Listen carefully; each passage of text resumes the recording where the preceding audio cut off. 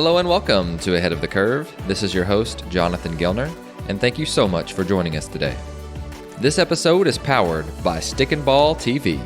Stick and Ball is the baseball and softball streaming platform dedicated to coach and player development. There are hundreds of videos from top baseball and softball coaches in the country and around the world, and so go and check it out at stickandball.tv. This week, we're talking why we should start with and continually focus on clarity. Let me start with a story.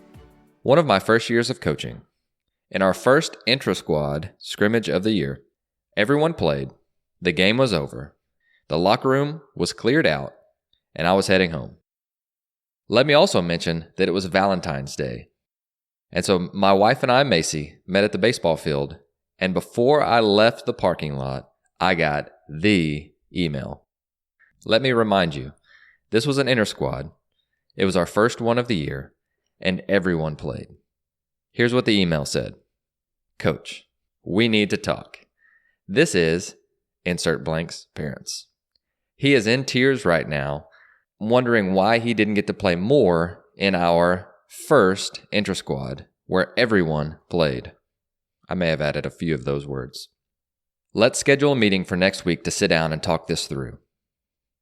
Wow. Okay. Lesson learned.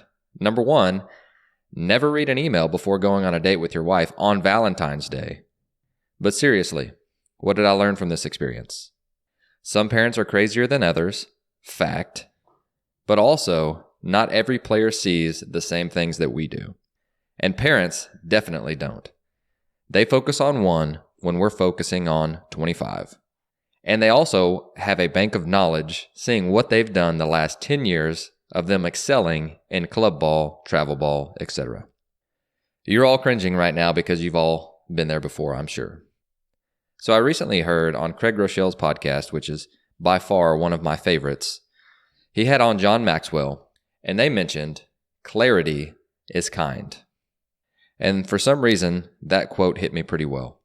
Looking back to myself as a young coach, I didn't want to tell them the truth because I didn't want to bury them. I think more than anything, players just want the truth with kindness and love, of course. So if players don't have clarity, they have no idea where they stand within the scope of the team. And so they just assume that they're going to play every day. And this is why we get the dreaded parent email. And this is why we lose players at the end of the bench, during games, not participating, and who end up taking other bench players with them. Another quote that I love on the subject is from James Clear, and he says, most people think that they lack motivation when they really lack clarity. So I guess one of my challenges today, how many of our players today have crystal clear clarity on where they stand within the scope of the team?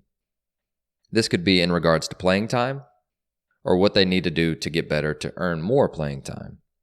And I know myself included, I think we're overestimating that number. Because a lot of players think activity is achievement, so showing up, doing the same thing that everybody else is doing, and then potentially staying late to hit 10 balls off of a tee is going to make them better. And it's not. Providing clarity provides motivation and a clear plan to improvement. For one reason or another, clarity has been a consistent word for me over the past year. And it could be one of those phenomenons like when you buy a new car and you're driving around and that's all that you see. And it was really brought to light with 2 of my good friends and former podcast guests, Jeff Rotmayer and Daryl Coulter. And they mentioned that clarity is the what, the why, the how, and the when. And if it's not clear, I think we need to take on the challenge of it's probably our fault. So the goal is to clarify what we want, so that's all that's left for the player to do is to work hard to accomplish the task. And then when we see it, obviously praise them for it. Because the last thing that we want to do is be out of alignment within the scope of the team. Alignment allows us both, coach and player, to be working together to accomplish their goal. I heard this analogy the other day on Jocko's podcast. I think it was the Underground podcast. And he mentioned that our relationship with other individuals, we need to think of it as an A-frame ladder. We have one point to where we are. We have another point to where the player is, in our case. And if we have clarity, then it allows us to prioritize and execute what's important to not only the player, which is to feel valued, but for what the coach wants, which is the team to be successful. So is this what happens when player relationships go bad? I think so. I think we get out of alignment, we don't think about what it's like from their perspective, and we, in a sense, give up on them. And I think if we have clarity, they're going to be more apt to trying new things. Because you think about it, if I'm not getting the playing time I want, do I really want to be struggling every single day in practice in a hard and tough environment? Maybe not. I'm trying to prove as to why I want to be playing, and so me struggling in an environment is not going to provide that, at least in a sense from the player's point of view. So my last point I'll make with clarity is it doesn't just mean playing time talks. Clarity also refers to communication tactics, and we all have limited attention spans, coaches included. Anytime during the day when there's a break, all we do is pull out our phones and start looking at something. So we can't just blame the kids for this. Spend a little extra time on the front end of team talks, after action reviews, development plans, so that we understand what's the important things that we don't want to get lost in the rambling.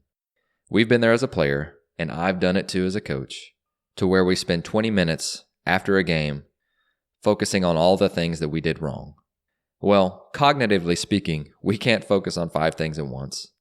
And the more that we say, the more we're going to dilute what's actually important. So in closing, here's a few takeaways. Number 1, always make sure the player knows exactly what their role is going into the season. Their role doesn't have to stay that, and they may earn more opportunities, but if they own that role and they get really good at it, then that's going to earn them more opportunities, and it might motivate them to work a little harder in practice every day. And number 2, this is for us as coaches. Be crystal clear with your communication. With limited attention spans, this means focusing on 1 or 2 things every time that we talk and just stick to those 2. Have an awesome week, best of luck, and thank you for listening.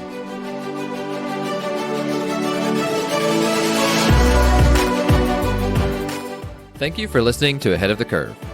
You can subscribe on your favorite podcast platform, which could include Apple Podcasts, Google, Spotify, Stitcher, or YouTube. And if you're enjoying the podcast, please share it on social media to help get the word out. Once again, thank you for joining us.